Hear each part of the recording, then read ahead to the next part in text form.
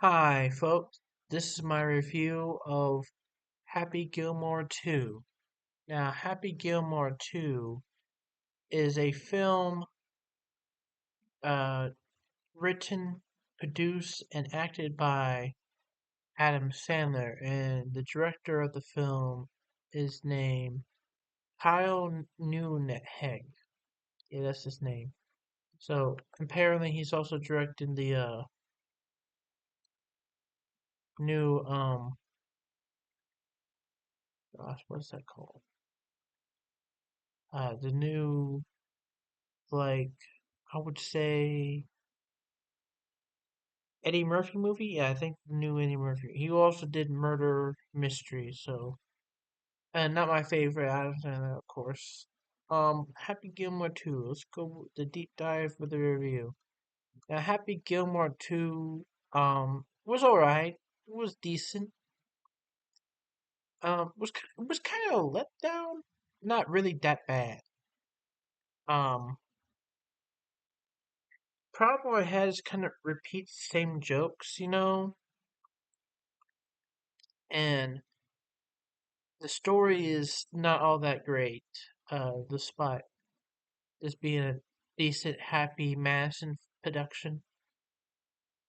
But let's get to the positive. One of the positives is the cinematography of the movie.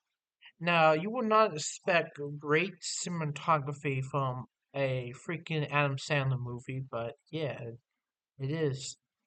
It's definitely Safdie's influence. In fact, one of the Safdie brothers is in the movie. Um, as for like film, it's kind of like that one Tyler Perry movie where it's like a girl dating like a scientist dude. It was like right after Gone Girl, and what was it called? Oh no, let me type it in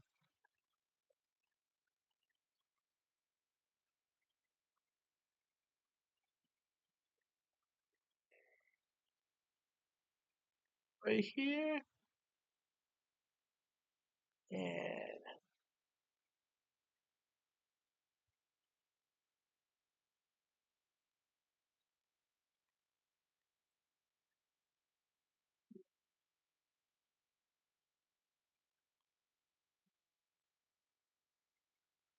somewhere around here.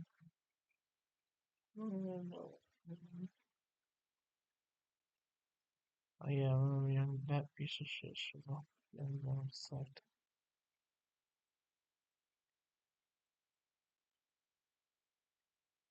Yeah, according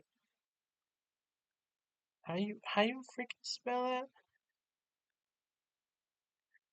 Mm,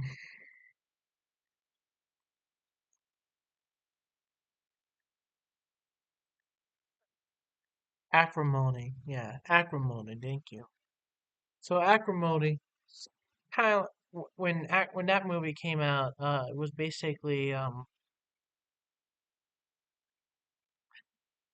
it came out right after Gone Girl, and so I feel like Tyler Perry really loved being in Gone Girl, and he want to make a movie with like a similar vibe to it, and so he made Acrimony, but he kind of had this like typical soap opera Tyler Perry writing to the film. Um. mm, And you can see the reflection of it. But so, mm, yeah, going back to Happy Madison, some of the acting was pretty good. I really liked the daughter. I thought she was good. It's funny seeing the guy from freaking Shameless in here. That's good. Uh, the guy who played, um, what's his name? I'm gonna have to Google back again. Sorry, guys. Happy Gilmore 2.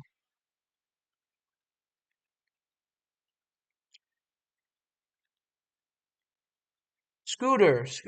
Yeah, the actor who played Scooter, Chris McDonald, Christopher McDonald, yeah, that actor. He did all right. Adam Sandler, I think this is like if you think of it as an Adam Sandler-ness, this is pretty good.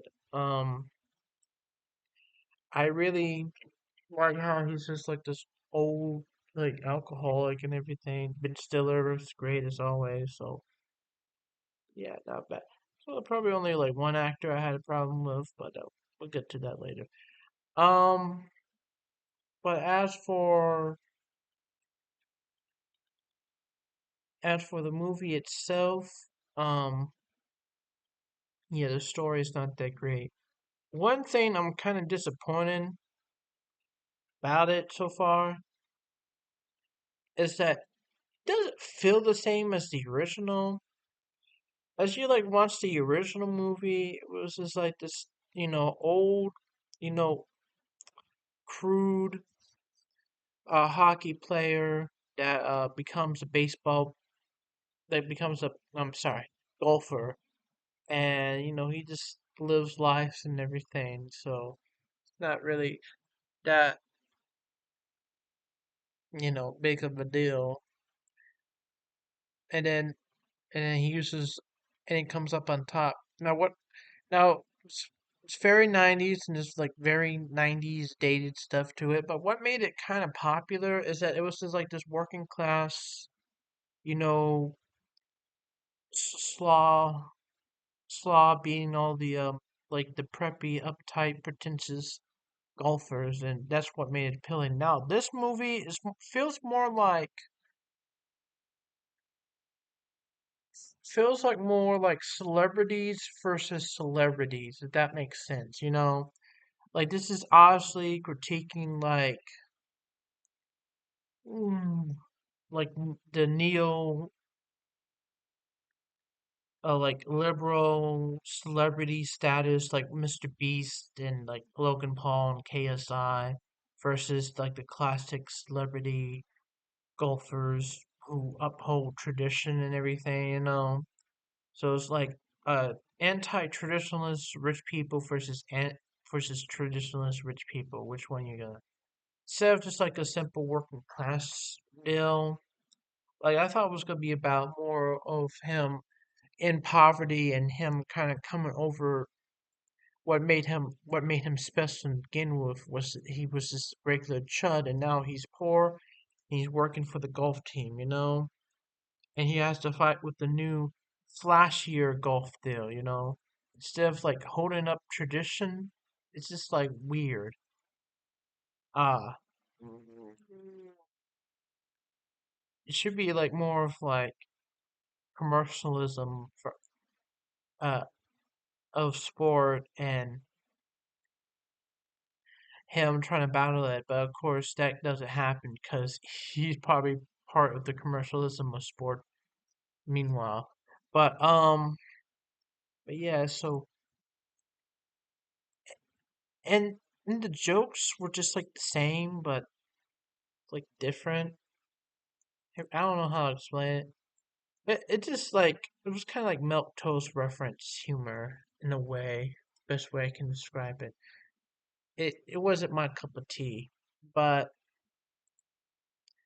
don't worry. There's some funny jokes like there. I like how Adam Sandler every time he drinks, there's like always alcohol in places you would not find alcohol. The scene with Eric Andre and the crew and every made me laugh. One actor I did not like was freaking the Eminem cameo. That one was I felt like that one was like forced and trying to be funny and everything. But yeah, it's clear to me. But if you just and then of course I did like the in joke where he was like he was gonna take his electric power car, but then it ran out of electricity, so now he had to walk. So I did like that.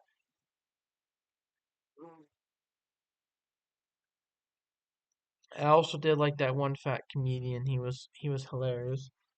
For the short time he was in there. I think let me go Google him again. I'm just gonna Google people till I find who I know. Uh,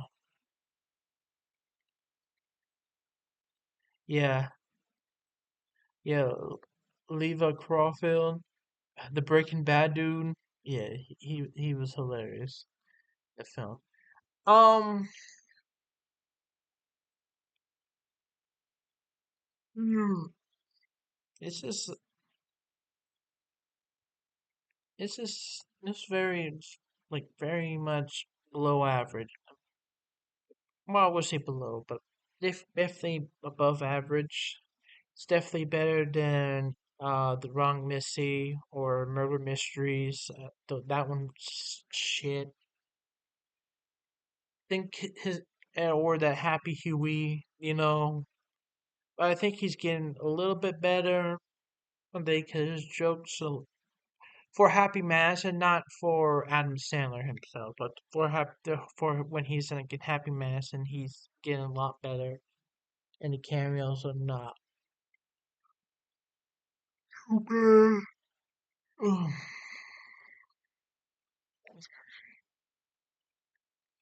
Like he I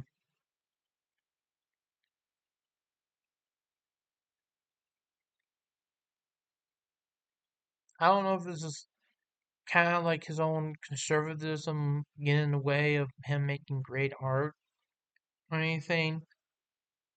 But yeah, it just don't just like the way it feels. Like it should have been just like at least it could have been just like some sort of another rags uh riches to rags, then back to riches, you know? That could have been kind of an interesting story, but anyway, that's my review of Happy Gilmore 2.